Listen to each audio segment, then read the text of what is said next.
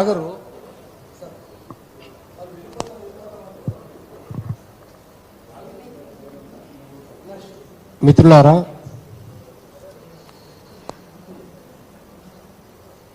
తెలంగాణలో కేసీఆర్ ప్రభుత్వం ఏర్పడిన తర్వాత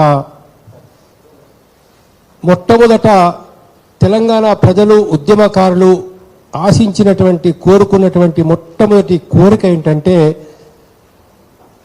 ఉద్యమంలో అమరులైనటువంటి కుటుంబాలను ఆదుకోవాలా, ఉద్యమ సమయంలో అక్రమంగా ఏవైతే కేసులు పెట్టి ఉద్యమకారులను నిర్బంధానికి గురి చేస్తారో అలాంటి కేసులన్నింటినీ కూడా విత్డ్రా చేయాలని చెప్పేసి. ఏం జరిగిందో మనందరికీ తెలుసు. 2014 నుంచి మొన్న 2023 వరకు కేసీఆర్ ప్రభుత్వం కూడా ఉద్యమకారుల మీద కేసులు విత్డ్రా చేసుకునే బదులు అనేక మంది ఉద్యమకారులను కేసులో ఇరికించారు. ఆర్టీసీ కార్మికులైతేనేమి, రకరకాల ఉద్యమాలైతేనేమి, ఏ రకమైన ప్రజా ఉద్యమాలు వచ్చినా అలాంటి వాళ్ళ మీద ఎన్నో కేసులు రిజిస్టర్ చేయడం జరిగింది. అది ఖమ్మం కావచ్చు, మరో జిల్లా కావచ్చు. అందుకని ఒక్కటే ఒక చిన్న మేము ఆశిస్తున్నాం, ఇంకా చట్టం రాష్ట్ర ప్రభుత్వానికి పూర్తిగా సిఆర్పిసి క్లియర్గా రాష్ట్ర ప్రభుత్వానికి అధికారం ఇచ్చింది. ప్రభుత్వం దలుచుకుంటే కేసులు విత్డ్రా చేసుకునే అధికారం ప్రభుత్వానికి ఉన్నది. మేమేం హత్య కేసులు విత్డ్రా చేయమని అంటలేం, దోపిడీ కేసులు విత్డ్రా చేయమని అంటలేం,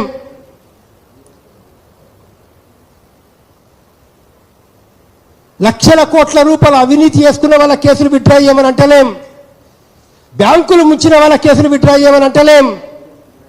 కేవలం ప్రజా ఉద్యమాల్లో ఎవరైతే పాల్గొన్నారో ఉద్యమకారుల మీద వచ్చిన కేసుల్ని, ఏ పేరుతో ఉద్యమకారుల మీద కేసు వచ్చినా కూడా ఆ కేసులు విత్డ్రా చేయమని చెప్తా ఉన్నాం. ఈరోజు తుమ్మినేటి ప్రాజెక్టులో అవినీతి గురించి నేరాల గోవర్ధన్ మాట్లాడితే పవర్ పాయింట్ ప్రజెంటేషన్ ఇస్తే ఆయన మీద కేసులు. కార్పొరేట్ హాస్పిటల్లో జరిగే దోపిడీ గురించి రవి మాట్లాడితే రవి మీద కేసులు. తొలి వెలుగు రఘు. మరి ఇట్లనే ఒక్కొక్కళ్ళ మీద ఇప్పుడు ఇందాక మాట్లాడినారు జ్యోతి శ్రావ్య ఆమె మరి ఒక ఛానల్ పెట్టుకొని ఆ ఛానల్ ద్వారా రైతుల కష్టాలు, రైతుల ఇబ్బందులు, రైతుల బాధలు ప్రజలకు చెప్తా ఉంటే వాళ్ళ మీద కేసులు.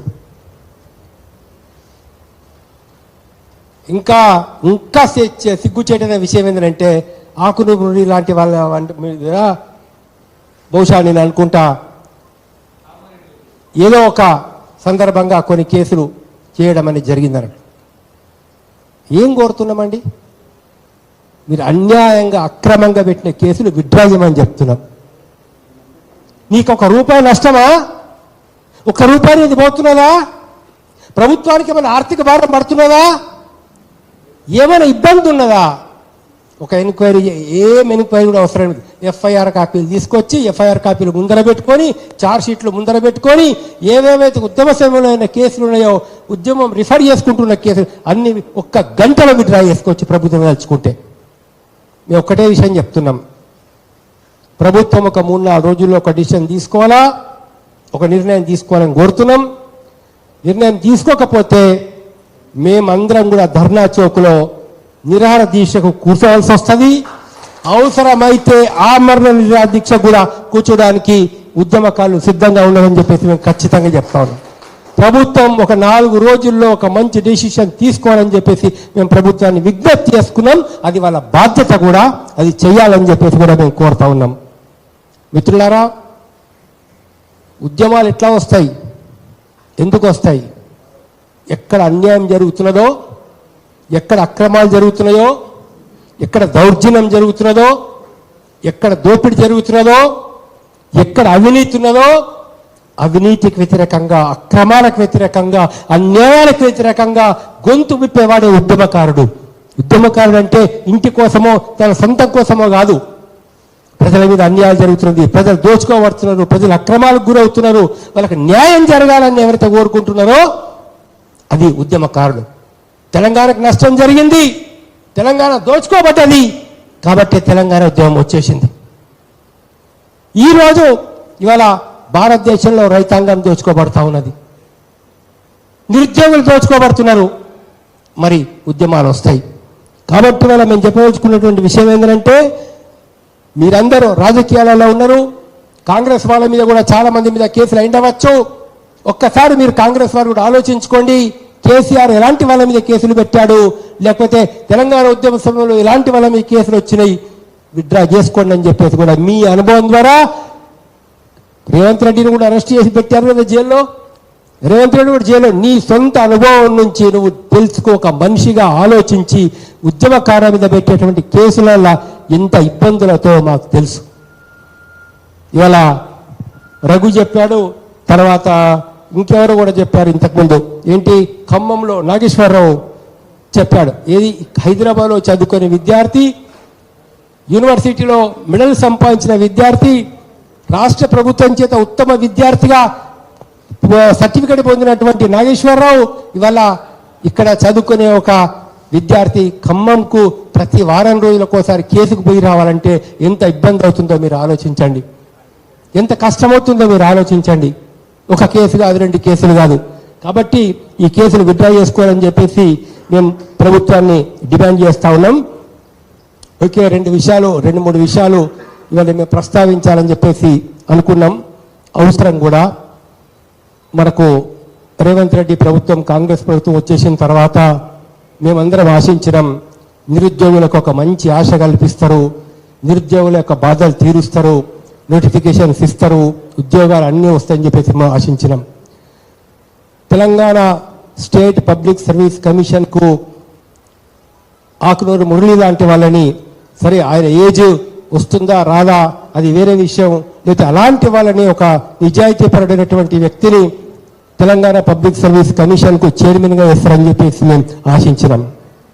కానీ నిన్నటి వరకు కేసీఆర్ బూట్లు నాకినటువంటి వ్యక్తిని, నిన్నటి వరకు కేసీఆర్తో లాలూచి పడ్డటువంటి వ్యక్తిని, నిన్నటి వరకు కేసీఆర్ ఆడమంటే ఆడు పాడమంటే పడినటువంటి వ్యక్తిని, నిన్నటి వరకు కేసీఆర్ ఎవడి మీద కేసులు పెట్టమంటే వాడి మీద కేసులు పెట్టిన వ్యక్తిని, నిన్నటి వరకు ఎవరి తలుపులు వెళ్ళగొట్టమంటే వాళ్ళ తలుపులు వెళ్ళగొట్టినటువంటి వ్యక్తిని ఇవాళ తీసుకొచ్చి ఇవాళ తెలంగాణ పబ్లిక్ సర్వీస్ కమిషన్ చైర్మన్గా వేయడం అనేటటువంటిది ఇది మరి రేవంత్ రెడ్డి నిర్ణయమా లేకపోతే ఇంకెవడి నిర్ణయమా?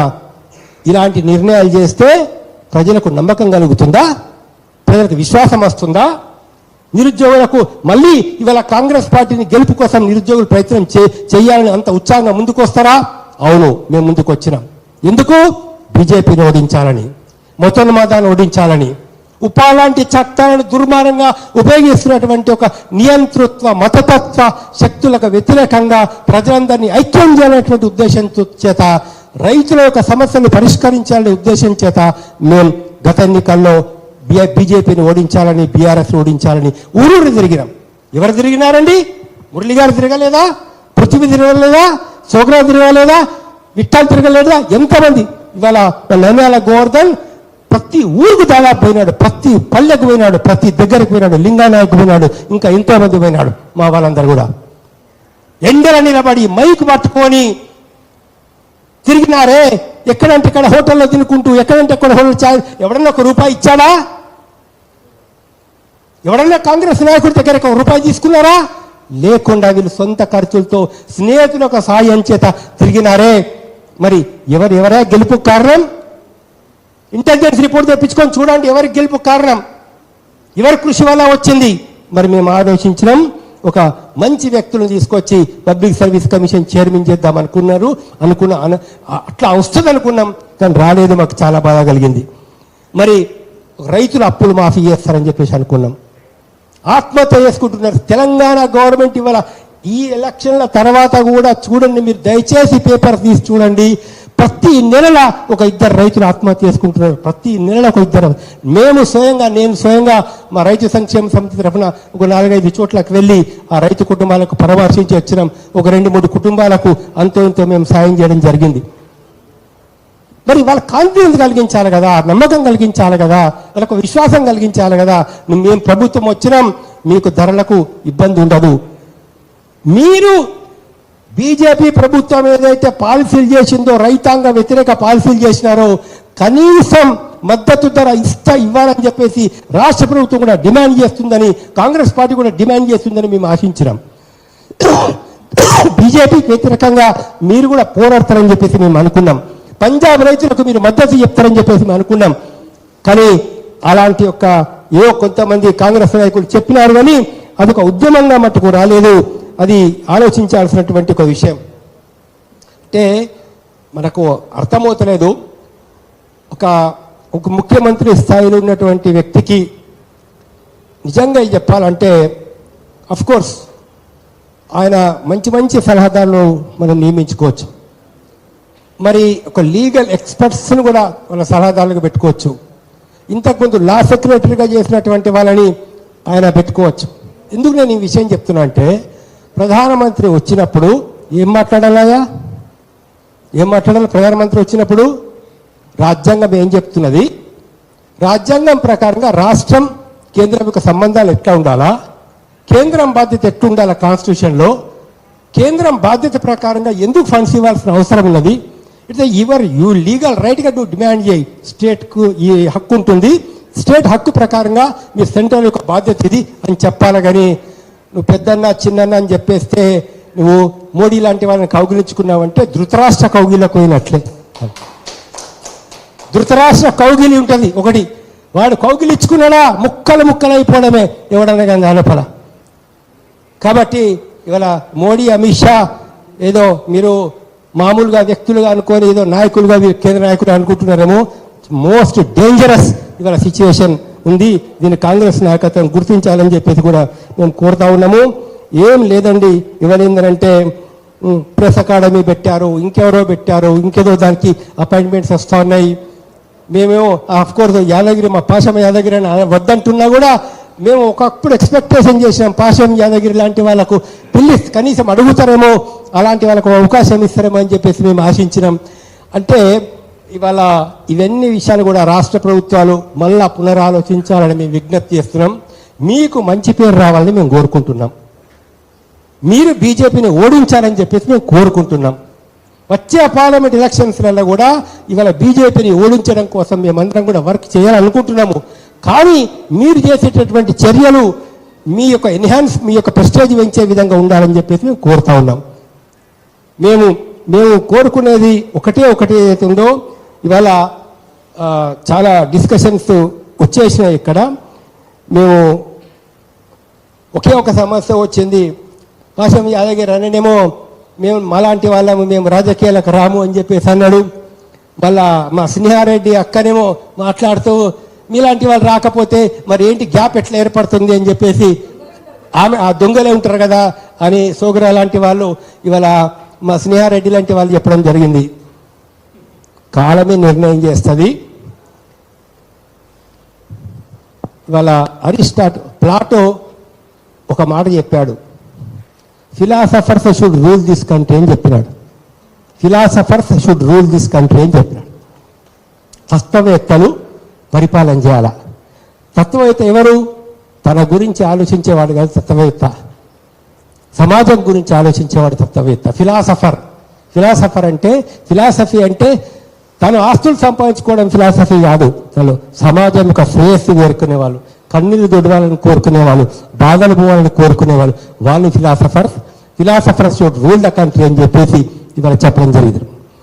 మేము ఒకటి ఆలోచిస్తున్నాం, ప్రజలు నేర్చుకుంటారు తమ అనుభవాల ద్వారా, ఇబ్బంది ఏం లేదు. సంవత్సరాలకో 2 సంవత్సరాలకో 3 సంవత్సరాలకో 4 సంవత్సరాలకో ప్రజలు తప్పనిసరి నేర్చుకుంటారు.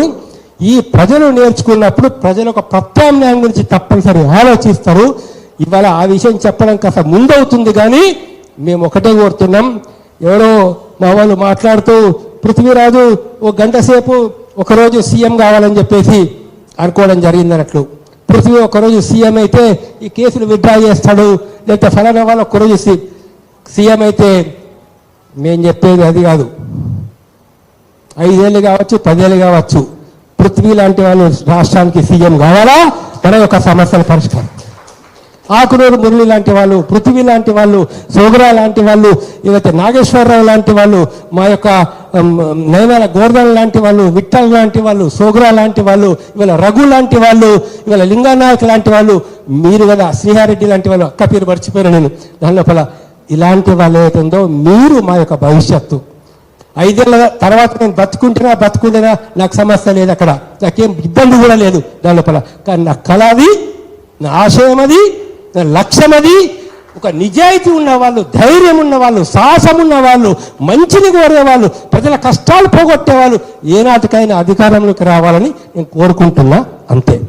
ఇప్పుడు మటుకు లాస్ట్లో ఈ గవర్నమెంట్కు మేము చెప్తా ఉన్నాము, వారం రోజుల్లో మీరు కేసులు విత్డ్రా చేయండి, లేకపోతే మాకు రోడ్ల మీదకి రావాల్సిన పరిస్థితి ఏర్పడుతుందని చెప్పేసి ప్రభుత్వానికి విజ్ఞప్తి చేస్తున్నాం. బాగుంది, నిజమే.